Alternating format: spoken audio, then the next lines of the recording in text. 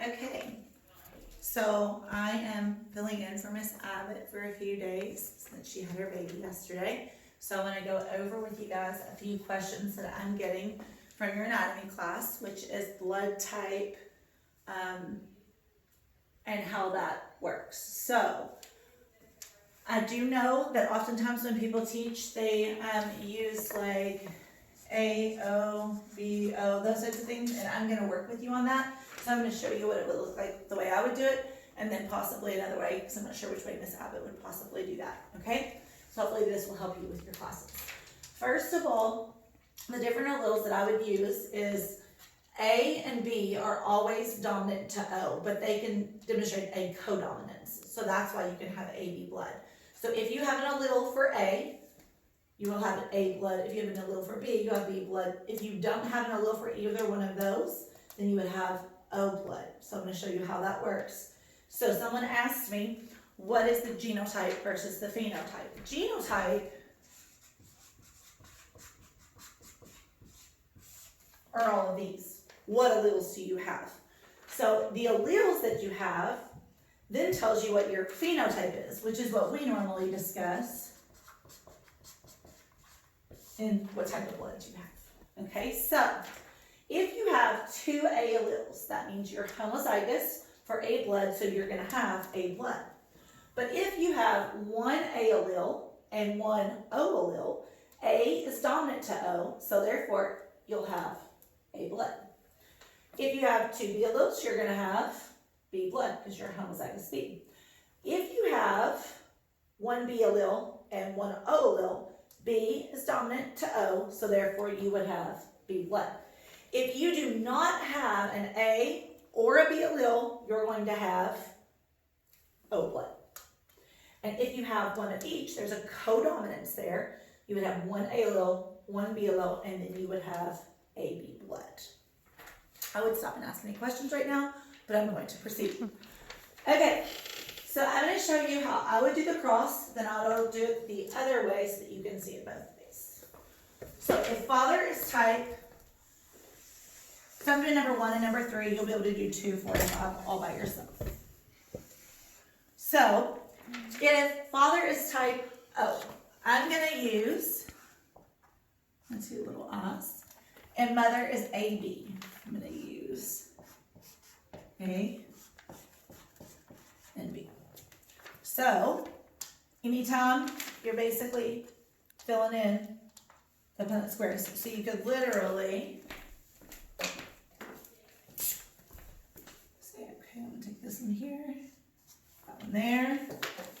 So I'm going to have, and you always write the way I did over here with the dominant one first. That's just how it's written.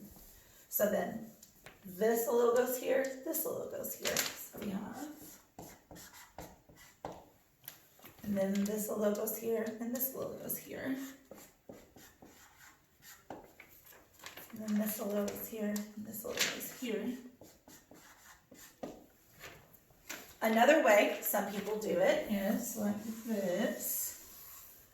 If you are O, you would have 2 O alleles, and if you are AB, you would have AB. So you have AO, AO, well, that's not an O, AO, BO, BO. The issue with this is it doesn't tell you what's dominant and what's recessive, but A is always dominant to O, B is always dominant to O. So therefore, based on what these are both saying, what genotypes would you have? Well, depending on how you plan on writing it, my 2 genotypes would be heterozygous A and heterozygous B. You may write it as, so what's the phenotype? What type of blood do you have? And you would have A and B blood. What's the probability? Well, there's a 50% chance that you're going to have A blood and a 50% chance you're going to have 50% chance you're going to have B blood. That one was pretty simple. It can get more complex. So number 3 is a little more complex. So I'm going to show you how that works. I think it was number 3 that got more complex. Yes, it is. Okay. All right, so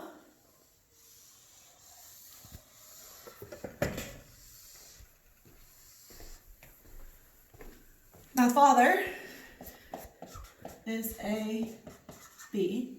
My mother is heterozygous type A, so that means she's like this. So, dad, mom, or whichever way you want to do it. Okay.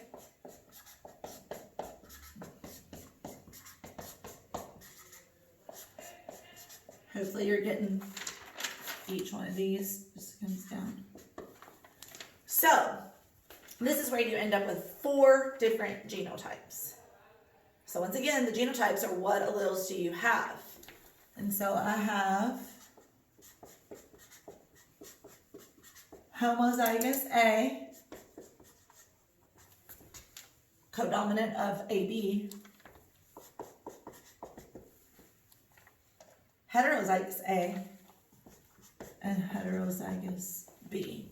So I'm going to go ahead and show what that would look like for you.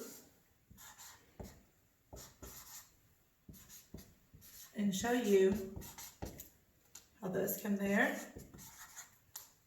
Those there. A is dominant to O. B is dominant to O. So if you like that way better, once again, the reason I teach it this way is so that you can see which one's dominant to which one. Okay. So then phenotype. We only end up with 3 phenotypes here. This will be A blood. This one will be B blood. This one will be A blood. This one will be B blood. So then we just look at the Punnett square. Well, 2 of the 4 squares, I'm sorry, this one's AB.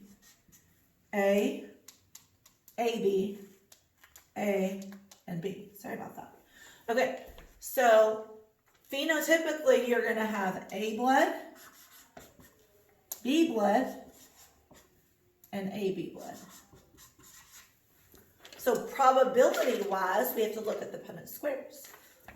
2 of the 4 squares are A. So therefore, there's a 50% chance that the offspring would have A, and it's 50% chance for the offspring with each reproduction that occurs. There's a 25% chance